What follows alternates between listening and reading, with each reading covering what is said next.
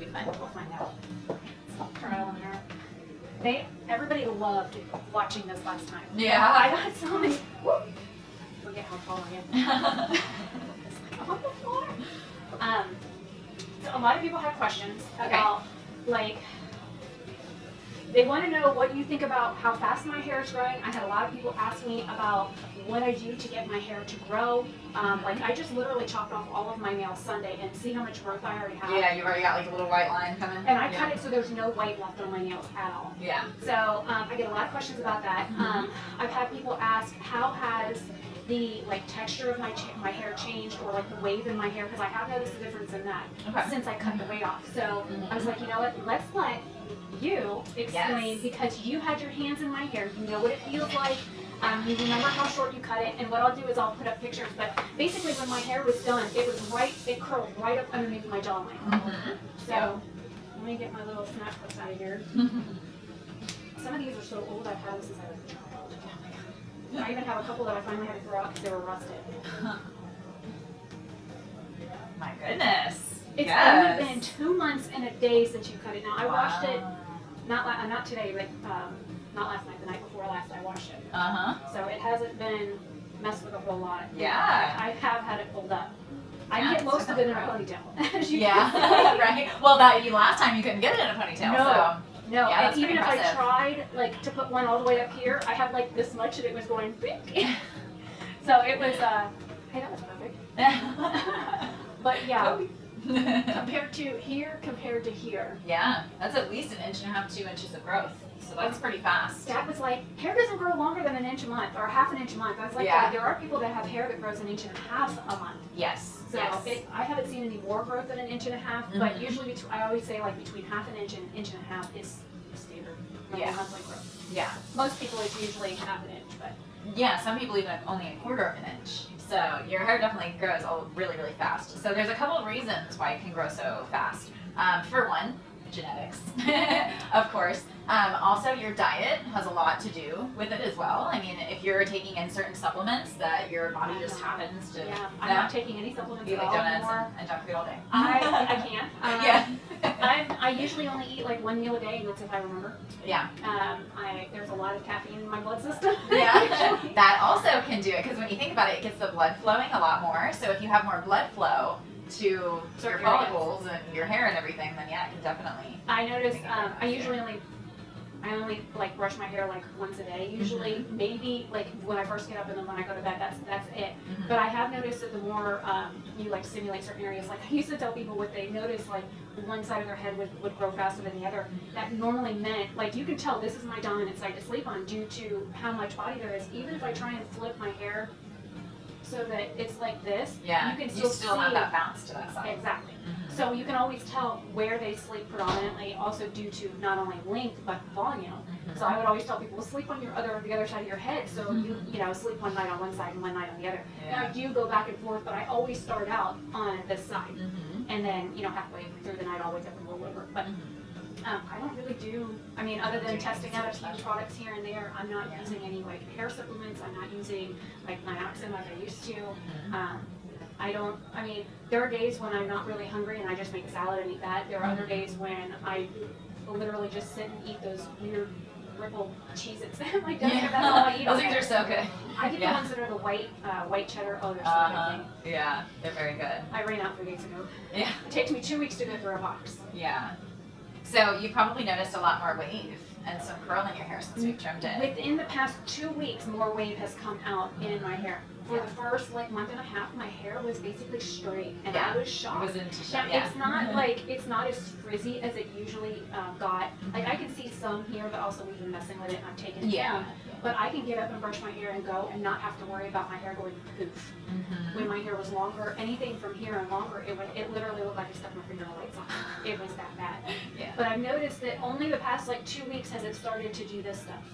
And it's like, well, you can see the natural wave pattern of my hair. It's like every 4 inches, and then we got that one funny spot in the back. That's like here, and then I've got another one down here. So even trying to blow dry it and curl it under has been difficult, because as soon as I hit my neck with my hair, it goes bloop. Yeah, it's gonna go through that kind of like awkward. I mean, that's the thing is whenever you get cuts like this, I mean, as it kind of continues to grow, usually it stays like somewhat uniform. Like even yours right now, like this still looks like a great cut. Like I mean, it's still very flattering on you. But sometimes once it gets a little close to the shoulders, it wants to just boop, right on out. And the fact that I tuck it behind my ear, it automatically wants to like roll. So yeah. But my hair does. I don't really. I had one person tell me that I need to blow dry my hair with. I don't even know what term it was they were trying to use, but the one that is about this wide that restricts the airflow to only those like 2.5, 3 inches, so that when you're blow drying it with that I guess it doesn't like blow your hair into other places. And I'm like, I have one. I won't use it. I use a metal brush, a 2-inch round metal brush when I blow dry it because, well, I also have very close hair, so I can do that. Yeah. But like if you use one of those like restrictors on it, it can burn your hair like that. Because it's concentrating all of the heat. Yes. Yeah. So sometimes you'll get a smoother result, but You some hair you don't want to do that. Exactly. Yeah. Now my hair can take it because it's tough. Yeah. But I thought it was funny that this person tried to tell me how to blow dry my hair. Yeah. Well, everybody always has an opinion, you know, and if they feel like they have an opportunity to give advice, people always want to do that now. So everyone has their own input. So yeah, it feels super healthy.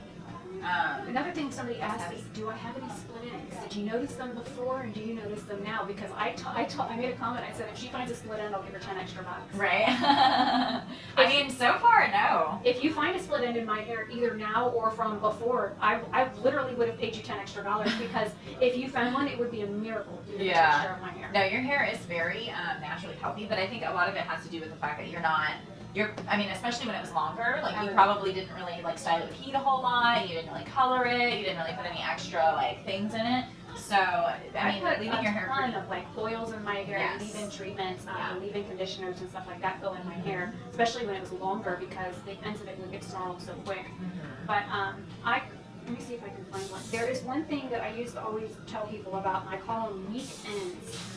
And what it is it's where, all right, here's one, and I'll pull a hair next to it.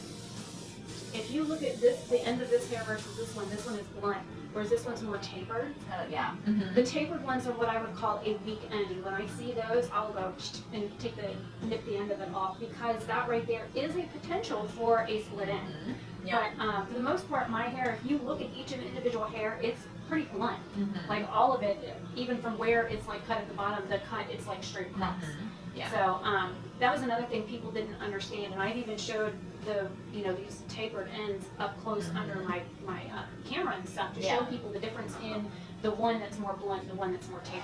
I've even had people ask me to do a video on split ends, and I did a detailed video on, like, they were saying that there's treatments for split ends. I was like, no. The only treatment is a haircut. Exactly. Yeah. So I did like a common misconception though. I did there's like this company out there that has this like product, it looks like some sort of glue sealant that they're selling to promote like a split end repair treatment. I'm like, no. It's more of a split end preventative because a lot of what those things do is they'll seal, it's coating the end of the hair, it's kind of sealing it up a little bit.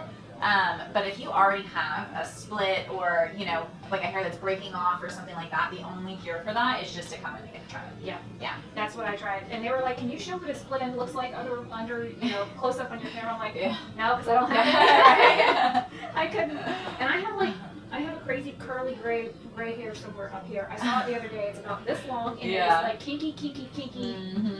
It's almost like a nappy curl, like what is that, a 2B? Yeah. It's like super coily and it went shwing. I was like, hello. But it feels like rough.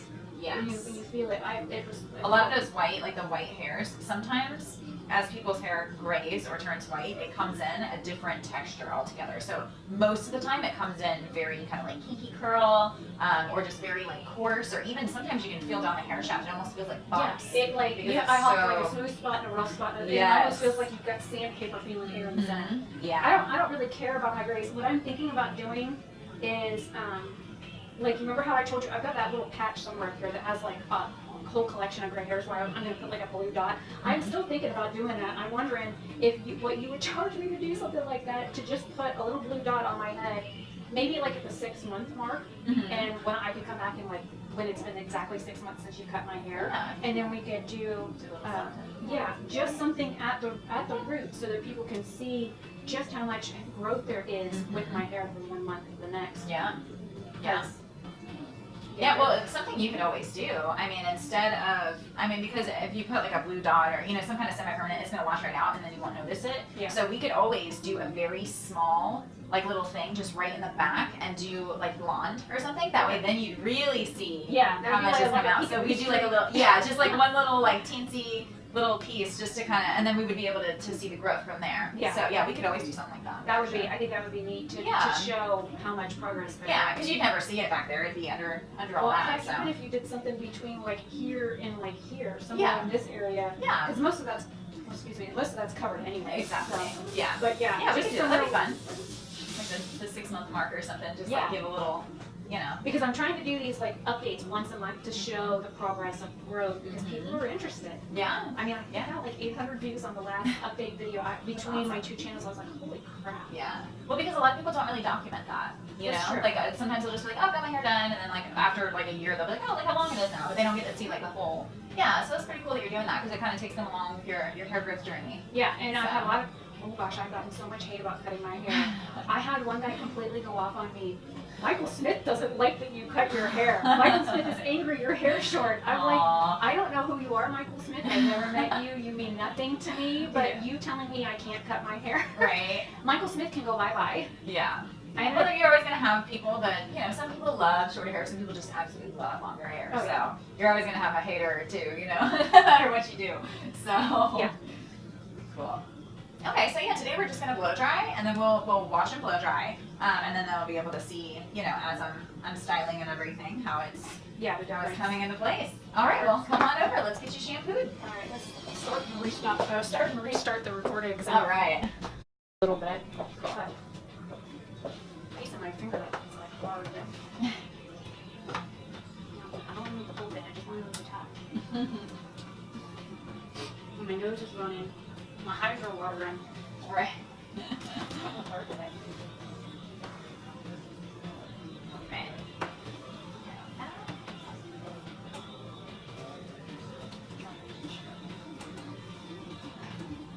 All right. Does that feel somewhat comfortable? My back has been bothering me for a couple of days. I'll worry about it. Hey, Flo, she's got salt lamps up there. Yes. Were those your last ones here? Yes. Yeah, I put those in pretty much right when I opened, which my 1-year anniversary will be next month. Oh, that's cool. So I'm so excited. Yeah, I like to have the salt lamps because it kind of cleans the air a little bit. Yeah. And I figure with all the chemicals and all that stuff, it's good to have it nice and clean. Well, and because the walls don't go completely up to the ceiling, I guess the airflow. I have little miniature ones. I've got one plugged in as like a nightlight thing that sits when it's cold. Oh, is it? Sorry. I was still warm enough. I have the little miniature Himalayan salt lamps that are night lights that I've got one plugged in next to my bed, and then I've got one in my bathroom. And I've had like mixed things that I have found online about them being in the bathroom because the moisture from the shower can break them down fast. I've had them in there for like a year and a half, and I haven't had any problems with them. Well, that's good. But with my allergies, I kind of have to. I'm in a house with 10 cats, and I'm actually allergic to cats. Are you? Oh, buddy. Aww. And there are some days it's okay, and some days it's really bad.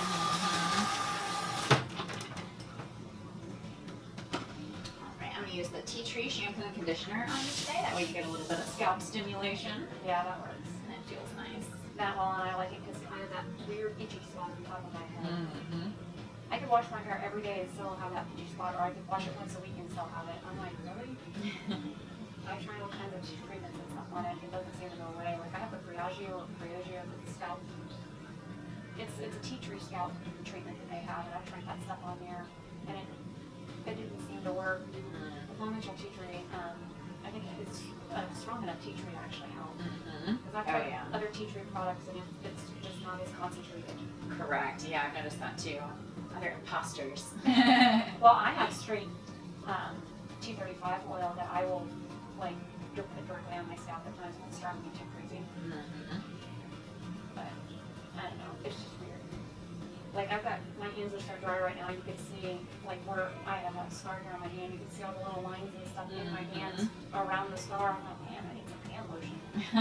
And I put lotion on before I left the house, but when I got in the car, I noticed how dry my hands was. Isn't it funny how sometimes the rainy weather can actually make you feel dry? Yeah. Florida. It's crazy. It gets dried out, then it gets humid, then dried out again, humid. It was nice the other day. Was it Tuesday, Monday? It was like, I don't know, 78 degrees, muggy, but not like super hot. But it had rained all night and rained part of the morning. And I think it was Monday. I don't know. All I know is that it rained the whole weekend. It rained for like 3 days straight. And that was like the first day that we had like a half of a day of rain. And it was cool enough outside that it was nice. Yeah, it's been so off and on this week. Well, it was nice this morning, and then it started pouring about, I want to say 11:30 this morning is when I started hearing the normal level stuff. That's when everyone in here was like, oh no, it's starting to rain. Start handing out shower caps and your hair will be fine. Right. Depending on what, like, what is that stuff, the freeze and shine? Oh yeah, Oh my god, the hair spray that sprays. stuff on, it gets wet, it just creates cement. You're Right. like moving. That's right. I have a couple of, I have a hairspray that I tested out in my hair. I did a 1960s, like, flipped up hairstyle to go with a makeup look that I I made. think I saw that with the blue dress. Yep. So pretty. That dress is like 97% polyester. I didn't know polyester was so hot. Oh yeah. Oh my god, I was It dying. turns to wool almost. That I used I don't even know where it came from, but I had a little sample size hairspray, the John Frieda firm hold stuff. Oh my god. I had taken the cap off and set on the counter. The overspray on everything was so hard to get off. And then it took 4 shampoos to get the stuff out of my hair. That stuff was like determined to stay in my hair. Sometimes it works a little too good, you know. Well, and I didn't wash my hair right away. I waited 4 days before, and it stayed flipped up like that for 4 days. And I used, I think, was it a 1 inch and a 2 inch barrel? Like I used the 1 inch to get the initial bend, and then I went over it with a 2 inch. Because that's what I wanted with a 2 inch curl anyway. And then I used the hairspray on. Oh my gosh, I could not believe how difficult this was to get out. But at least we know it works. Right? Don't have to worry about that. Oh. Works forever. I had it on the doorknob in the bathroom. It was all over the door. It was on the bathroom counter. It's down the front of the cabinets. Anywhere that I had like sprayed the stuff in the bathroom, it just kind of like settled and stuff in the next one. All of the stuff was difficult to get off. Have a disclaimer. Well, I did put up a video on my channel the other day. It was like 8 products in 8 minutes or something like that, and I did warn people about it there. I even showed the lid because I had the lid sitting on the counter and there was overspray on the lid. I even tried scraping one of them off on camera to show people how difficult it was even trying to remove it with a fingernail. Much of the buildup, yeah. Oh gosh, that stuff was, well, it did its job. It was definitely a firm hold. It wasn't going anywhere.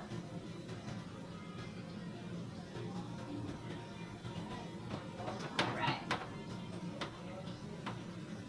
The only thing that I wish would grow a little bit faster is these little pieces down here at the very bottom where my hem. It's like my reverse widow's peak. Yeah. I wish those would grow a little bit faster because that's the only thing I cannot get in a ponytail. I think that's right. Should be pretty good. I don't know, we'll figure it out when I sit down. Nope. Make it a little bit more this way. That works. There we go. There we go. I'm gonna find to screw this thing and I'm expecting it to I know. I just don't mess with it because it's theirs. Oh, that's right. Yeah, it's not even my turn. It's their turn. And Right? these things are not cheap. I think last time I looked at prices for these, they were like $450 or $500 for a chair. Sometimes, yeah. It ranges between $3,000 and $1,000 depending on what kind of chair you're getting. Yeah, you can see the wave. Mm-hmm. Yeah, you do get kind of a natural. But it's only, like I said, it's funny, this piece here is kind of like more straight than this side. Mm-hmm. But it's You get like- one side that flips out and one side that flips under pretty much. Yeah. Or one side that's straighter. Alright. I'm going to use the Joico Blonde Life Serum. It's going to help us style it. I have enough for that one. I'll have some blonde ones too. Right. I know this particular one just happens to work so great on all different hair types that even though it's supposed to be formulated for blondes, sometimes as hairdressers we bend the rules a little bit. I used to use that got a quadge shine spray on just about everybody. You'll find those products that are like, oh my gosh, it works so great on everyone. Or there was one from Bedhead. It was like a light green color. It was kind of like a styling gel that looked like snot, to be honest. It was green. It came in like a little twisted up bottle that looked like, you know, an Elmer Blue tops. Yeah. I would squeeze it out, and then I would put like a thumbful of the red and Rewind in my hand and mix the two together and use that in people's hair. Oh yeah. It worked if I was doing a blowout and wanted a smoother result. It worked if I was doing like rollers. I mean, it really, it was like two products you never would have thought. And the one is supposed to, I think, help with frizz and helps with shine, and it's like heat protectant. And then of course you know what the Red Can Rewind is. That stuff is like, it's like a paste. Yeah. It's got the fibers in it. And it was just really funny how it worked in like everybody's hair, just like the shine spray. I could use it on the hair and then blow it dry, and it would leave the hair nice and soft and silky and smooth and shiny. I could put it on after it was dry, and it wouldn't make people's hair greasy, because a lot of oil sheen sprays do that. Yes. With my hair, you could spray straight up cooking oil in it. I think it would look fine. And it's totally fine. Yeah. Oh gosh, see, not me. If I go a little crazy with my serum, it's like, oh no, I'm a grease ball now. No, I use a lot of oil in my hair. Yeah. It's good. You said already. So we're just gonna let your natural body just kind of come through. This is only a half inch, right? I believe so. Yeah, it's like halfway between my 1 inch and, because I have one of the reasons that's my 2 inch that's metal like that, and then I have my 1 inch with the full coat. Right. I've had them since I was pretty good, actually. I feel like sometimes the smaller the brush, the more control you get, and oddly enough, the more smooth it can get. I usually use the big one when I'm doing like finishing stuff, but yeah, depends on the day. I used to, whenever we did one of those like days where the pilots were learning how to do certain techniques or coloring or that kind of thing, since our president worked at a beauty salon, he would go in, I'd always get a top of the color, and I'd always end up with some sort of beauty guys to go home. So I had a big powder brush that was really on it, and I put it in for it, and it was like 8 or 9 when I got that, and my hair used to be a sort of like 25 bob. Thanks to being hair models sometimes. I was so jealous. Had I known, like, I haven't been to a premiere since 2007. Oh, it's so fun. Every year, I was always the hair model for the group. Oh, yeah. And every year, I'd get up on the stage, and they would want somebody that was cut in color, and I'd be like, you can do whatever. And the guy, the main presenter, would always get a hold of my hair and go, oh, we're not cutting it. Like, no, we're keeping it. But they would have to, like, if they tried to lighten my hair, they would put lighten on my hair and then send me to the back, and I'd be back there lightening for like 4 hours before they could bring me back on stage because my hair, it takes forever. Yeah. Did you pick up any of the dye tank stuff while you were there? No, I was primarily with Joico because I'm about to begin my educator training with them. Oh, that's cool. So, yeah. So starting the end of next month, I will be starting on my training, and then one day, maybe be on, stage at premiere for Joico. So yeah, I'm excited about it. It's a good step in my career. I don't think I used a whole lot of Joico in my salon. We were here in Matrix. Yeah, just a few years ago, Joico kind of rebranded themselves, and now they're one of the most innovative companies in the industry right now. So they've been coming out with such amazing products. So it's really cool to find a brand that I can actually really stand behind, because I wanted to do this for a really long time, but I just could never quite find that company that I was like 100%, could really super back up until now. So yeah, do they have like color line and a lightener line? Oh yeah. Do they have all that stuff? yes. I don't remember them ever having color out here. Oh, okay. I can go down a little bit. No, that's okay. I was just my head's tough. My ear right up here. I know, it's the metal from the earrings. Sometimes they can warm up a little bit. Well, Carolyn got all the silicone back on it, so Oh, yeah. kind of the silicone grabs it and holds on to it for a minute. I think silicone is so good to use for like your oven and hot butter and stuff, because it can hold heat for up to 450 degrees before it starts to deteriorate. Oh, yeah. And people aren't allergic to it as often as other, any type of pollen or like pollen or pollen whatever Have poly blend. Yeah. Well, you say your hair tones, the little black hair tones, those are all made from a type of PVC plastic. And then you've got all of the different breakdowns of the different plastics, usually in the softer plastic and hard plastic, and then you've got latex that's also in the plastic too. And they don't really make it from the tree anymore. A lot of people don't realize latex was made from a big made from bark trees. Yeah. And it's naturally occurring. But the PVC, which is polyvinyl chloride, and the PVCA, which is polyvinyl chloride acetate. The acetate form is latex. The PVC, which is what most of our harder plastics are made out of, like your brush handle and the parts of the plastic parts of the hair dryer and our hair combs and stuff like that. And people like me are allergic to PVCA. And derivative of PVCA, I have severe allergic reactions. Yeah.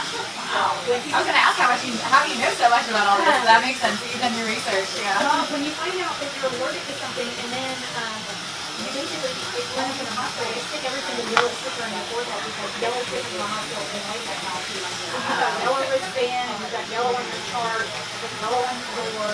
And I'm serious, you do everything but stick a yellow out of order sticker on your forehead. So I was curious as to what made the latex, which is in the plastic cinema, what made it so much different from normal plastic. And then you have things like the silicones and silicates. Silicates can, if they get too hot, they make like fumes, toxic fumes. Kind of like when you burn styrofoam, you know how toxic that is? Yeah. That's in the silicate. And I was like, wait a minute, these are all types of like You're on the same family. Yes. Yeah. But the compounds, even though the base compound starts with one thing, when you like branch off and look at some of the actual chemical compositions or your protein, your oxygen, your chlorines, that kind of thing, when it like branches off, it's like, so you've got one that is shaped like this. The other one is shaped like this. And I'm allergic to the one like this, but not the one like this. Interesting. It's like the difference between coffee and chocolate. Okay. They're the same compound, same ingredients, but you've got coffee is like this, and chocolate is like this. The only difference between the molecular structure of one and the other is the split. Your main base components are the same, but what is offshooting from one side of the actual chemical compound for coffee is reverse for chocolate. That's the only difference. Wow. I didn't know they were supposed to be related. Oh, well, it's kind of like, have you ever heard the phrase, remember when I Can't Believe It's Not Butter became like a really big deal? It's real butter, not plastic or something like that. Yes. And people were referring to margarine as being plastic. It is. It's two chemical components away from being plastic. Wow. It's still edible, but our body doesn't break it down as easily as it would a Real butter. because our body looks at it as plastic.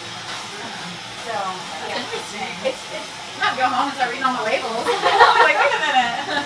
well, and a lot of the things you'll find on like labels. When I started looking at like allergen ingredients in skincare, because I kept having a reaction. I mean, my face. I'm not wearing foundation, which is normal to me. But you can see my face is so much darker than the rest of me. This is from a chemical reaction with a cleanser that not only contains formaldehyde, which I'm allergic to, but formaldehyde comes in many different forms. Like I used to always like preach to my clients, don't buy anything with DMPM. It's 10% formalin. We use formaldehyde to keep germs off of our phones and our brushes. Yeah. Why would you In a want concentrated Yes, type of. the little white, do they still make those little white bottles with the little wording on it that it's like, it looks like a salt shaker, but I used to keep them in my Walmart. I'll have to see if I can find them. They might have changed all the labeling and stuff. It was a little- Yeah, we still use dark side, ship shape, all yeah. those kinds of things. Yep. You have to. I used to use all of those. Voila. But, like, people didn't understand. They're like, what do you mean it's formaldehyde?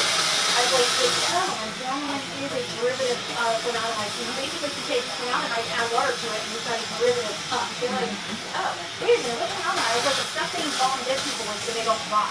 And they're like, ew, I'm putting that in my hair. I'm like, yeah, that's what you're putting in your hair. And then they use these emulsifiers with it, which is a wax.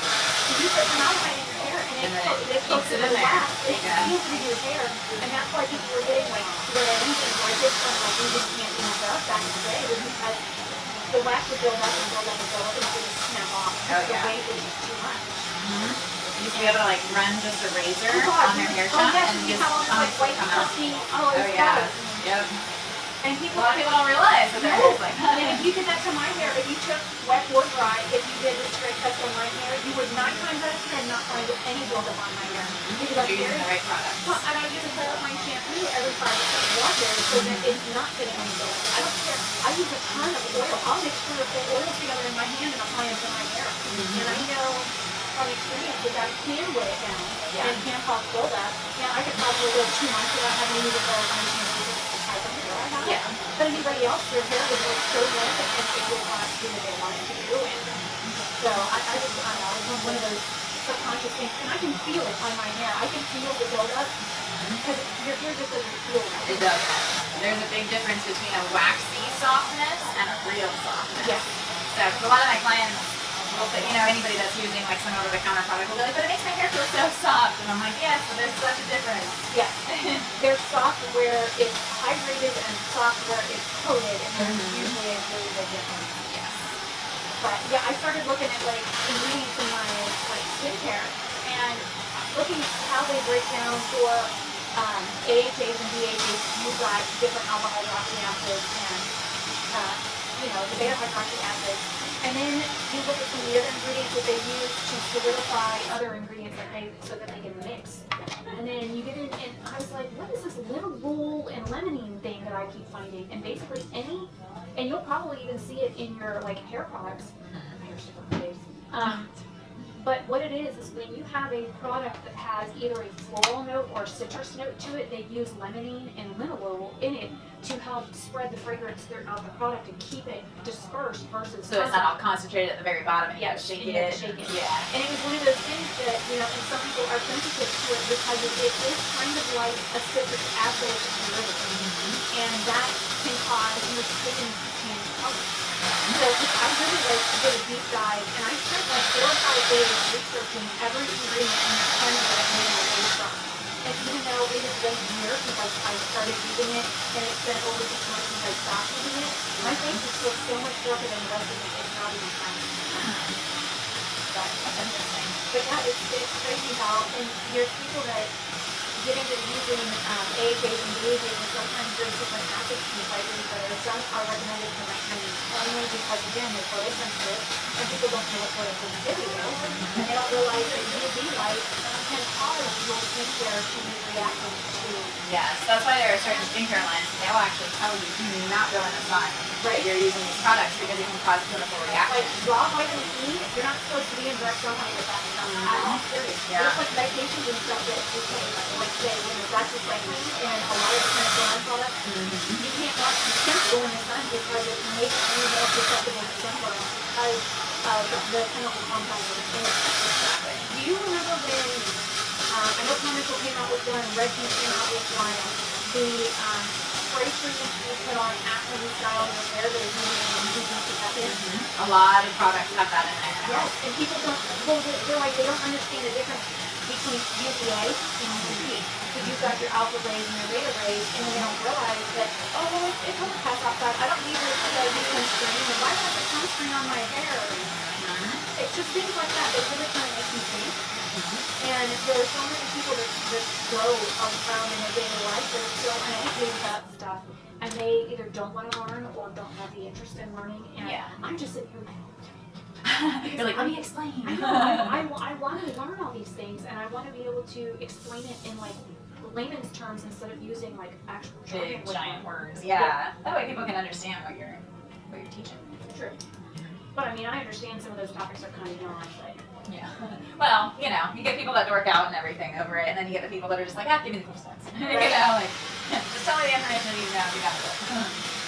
I always try and use examples when I'm explaining something so that they have something to wrap their head on. I don't know. I guess it's been ingrained in me since I went to beauty school because Miss Wilson used to always educate your client. Make sure that they understand what you're doing, how you're doing it, what steps you're using, how you're holding certain things, the types of products you're using, why you're using those products on your hair, what type of hair they have. Oh, and they said, I don't care if that client has come to you once or if they've been coming to you for years. Always educated. Exactly, because you never know either if they're going to forget something or whether or not you're going to do something different and they're going to really get their teeth in one step or another. I think she so deeply ingrained that to me when I was young that I go anywhere that I go, even if I'm at like Walmart and somebody asks for, say I'm shopping and another person's looking at something, I'm like, oh, well, you might want to try this because this one has this ingredient and this one doesn't. And it's just, makes a difference. it's kind of like verbal diarrhea because I can't go anywhere without helping somebody. Like, I can't help but help you. I have one lady, was she like 78, I think she told me she was, and we were in, she was looking at different nail polishes, and she was looking for something to help with like ridges in her nail, and she didn't know why she had ridges. Now, I have really bad ridges in my nail, and mine has always been a vitamin deficiency. And I could take 15 different vitamins and multivitamins and everything else, and my nails on a little bit, but not a whole lot. Yeah. Well, like hair, a lot of that's genetic as well. Yeah. So some people are just genetically predisposed to it. Yeah, and I have really bad eggshell now with how that they are and how they They bend. break, they get kind of brittle. No, they No? even like, when they draw out past a certain part on my finger, they start to go down. Oh, And yeah. then you can literally do this and bend the nail flat against the tip of my finger. But my nails are so taut that I can literally do this on a piece of like packing tape or packaging shrink wrap and slice it right over the nails as they flat. So, and it's funny, like I can use my nails as like, like a screwdriver kind of thing. Yeah. Because they're so taut. Wow. So you just have great genetics, is what you're saying. You've got great hair, you've got great nails, good skin. When I was younger, I was always told I had peaches and shiny skin, and it's funny now that I've gotten older, I've gotten more and more yellow undertones in my skin as I age. Because I used to be like super pale with rosy cheeks, it would be, like peach and pink was super good on me. I could pull off like those like, my mom used to always tell me to pass out like. Yeah. And if you know anything as well, you should know something about the seasons where you have this spring, summer, winter, autumn colors. I can wear everything but most of the autumn colors. Yeah, so you don't do well with warmer. Yeah, I kind of can't do tones. like olive tones, they make me look really sick. The like plum shades and like the really like russet colors, those like really make me look sick. Yeah. So I can wear winter colors, I can wear bright, I can wear pastels. It's more of those like muted colors that I cannot wear. Yeah. Like the hunter green, that green with like an olive green to it, I love it. I can't wear it. It feels like I'm a secret.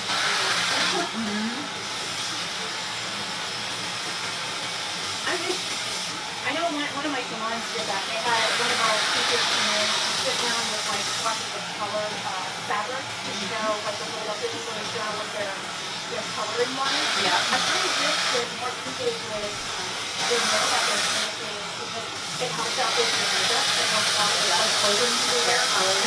Oh my gosh. Yeah. It can change your life just to know what your like power shades are, is what I Right? call it. Like Power my kill shades. shades are like red and black. If you Yeah. see me in red and black, get out of my way. I'm like, I was Really confident. Yeah. And when I used to have red hair, everybody was like, oh my gosh, it really brings out the warmth of my skin with my hair. But I always said that for burgundy reds, the ones that were like more purple and fuchsia based, then like the ones that come out of the a little bit more fiery, a little bit more orange. I couldn't pull off those ones. Yeah. I had to use some of the more cooler tones. And I don't know, I think education based on like that kind of thing would be so neat. Oh yeah. But again, I don't know who would be interested in watching anything like that. Right. There are people out there, for sure. Yeah, that's one cool thing about being a hairdresser and makeup artist is that I can change my hair all the time, and I always look like a totally different person because I not only change my hair, I change my eyebrow color, I change the colors that I wear. I'll change like my, like I maybe wouldn't go for bright red eyeshadow while I have bright red hair. You know what I mean? So you just kind of subtly switch it the up. shades? Oh, I might have to we might have to get together and I might have to do my red eye look on me. Oh yeah. I don't know if you saw the video that I did for my Valentine's Day makeup of where I did a bright red eye with black, like a heart wing liner. And I used like a rich cherry red on my lids. See, with blue eyes, red, oh my gosh, red's But I look so white when I have a red and then a red lip. I look so pale. That's the only drawback. Yeah. Like I'm using like a salmon color in my crease and then more of a pink on my lid, and then I use the lip color that I'm wearing. The base color is like a rich orange, like tangerine shade, and then I put like a dusty mauve over it. It's kind of like made almost a salmon color. I would never wear a shade like this because I know they don't always look good on me. But I think for my lips, it makes me look green. But my eyes look so like rich and blue right now with the orange background. I'm like, oh yeah. I hate orange though. I don't know if you're red or orange because I look so green with it. Yeah. I don't know. I don't like it right. I love to play with color. Just because, I mean, you never know. Like, I mean, you could pretty much pull off any color as long as you know the right way to do it. Right? So if you put it next to, you know, another color that would complement. But I'm also the weirdo that wears green and at the same time I'm wearing purple. Yeah. And those are, you know, opposite colors. Creativity. Yeah. But you also have to stick in the same, like if you're using a cool tone green, I would recommend using a cool tone purple versus a So it's in the same family. Exactly. And then you can wear a green and a purple at the same time and not match each other. You know, I use for my purple under eye circle, I use a yellow corrector. And everybody's like, no, you should be using like peach and salmon. I'm like, no, because I have green in my skin. I look really bad when I use a peach corrector. Like really bad. And then people were like, no, you should use a blue corrector. I'm like, to cover up purple? Right. If you're covering up purple, then you want to do Yellow. Yeah. Yeah. That's what's wonderful about complementary colors is that no matter if you're dealing with makeup or with hair color, same concepts. Oh yeah. So there was actually one video that I watched where this guy who was a handed over to hairdresser, and he like broke down the color of it. And said some people will tell you that in order to cover up purple you need to put pink on it. I'm like, no. Because it's not, if you look at the color wheel, you want to do like opposite, so like red and green counteract each other. And then you have purple and yellow and they counteract each other. Why would you go and cover up a purple dark under eye with pink because it doesn't make no sense? They're too close to each other. You want something completely opposite. And there's only been a couple of people that I've seen explain how to counteract different colors on YouTube when I like searched for it. Because like I even had one person say, oh, use a red lipstick. yeah, I've seen that go around. Well, number one, I'm not a mid-tone pink, you know, Olive complexion. I am olive complexion, but I'm Not not a dark like olive. a rich undertone. I'm not Middle Eastern or Indian or somebody from that region of the world where the red does seem to counteract the undertones in the skin, and that's what I think. A lot of people in that region of the world have like this rich brown, like tan brown dark circle versus what I thought was blue and purple. And that was another thing when I think I did a color corrector video, I talked about the different undertones that you can have in dark circles where using a peach might help, using a blue might help, because everybody's different. Yeah, it depends on the look that you're going for, what you're starting with, and what you want your end result to be. Yeah. So. I kind of wish, I'd love to have like somebody like Emily Bennett or, oh gosh, what is her name? Natasha Denona, or some of the other like really well-known, even Nicole Miller. I'd love to have one of those people. And then you got to restart it. Gotcha. Alright, I restarted both of them. Alright. Okay. I forget how low that was. I know, I had it pumped way Well, down. and with hair, with the heels on, I'm 6 foot tall, so that doesn't help. Here's where her length is at now. Still has a little bit of the undercut at the very, very bottom just to help it kind of naturally go under. But it is growing, for sure. I know the biggest thing is when I like tip my head to the side, I can see where it falls on my neck, compared to the fact that it used to literally just roll and right up underneath my chin. Just have such good hair. So you said you want a quarter of it? You can take it from me. Honestly, if I had any more room on my hair, I totally would. I've got pretty deceivingly thick hair myself. Yeah, love it. Super cute. So how long do you think, in general, how long do you think my hair grows a month? Because it's been 2 months since you cut it, 2 months and a day. Yeah. And I mean, I would say probably at the very least an inch a month, just at this rate so far. So it is the summertime, and oddly enough, hair does grow faster in the summertime too. So if we had started this in the wintertime, we might have like a different story. I don't know if it's just the humidity or if it's just our body's way of being like, oh, we gotta start growing hair because it's hibernation time in a couple months. So you're like way evolved. You're ready for hibernation. So well, yeah, I I would cut say at it least an inch. when I did so that it would have all summer to grow. Exactly. So that by the time it came winter time, I had enough to It would cover be a my little back. link. Exactly. Now, yeah. as a projection, how long do you think my hair will be within, say 6 months or even a year, so that people, maybe get an idea just based on, you figure it was cut to here in April, and here I am almost shoulder length, and it's only been 2 months. Yeah. So within 6 months, where would you expect my hair to possibly be for like a growing maybe guideline? Okay, I would say, well, probably, about 6 months from now will be end of December, early January. So probably starting in October, I would say maybe September, depending on how our weather is this summer. You can expect it to slow down a little bit with the growth. So, I would say you're gonna at least get probably, I would say at least another 4 to 5 inches. So probably. you'd say about here. I would say at least collarbone, like minimum.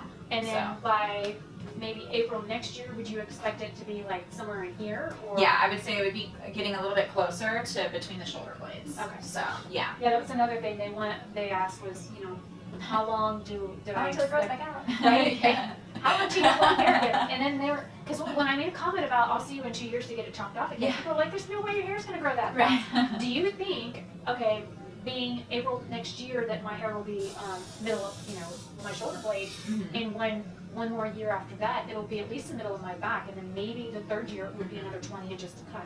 Do you think it will take my hair 3 years total from the time you cut it to the time it's ready to be long enough to donate again? Do you think my hair will take at least 3 years, or do you think it'll take longer or less?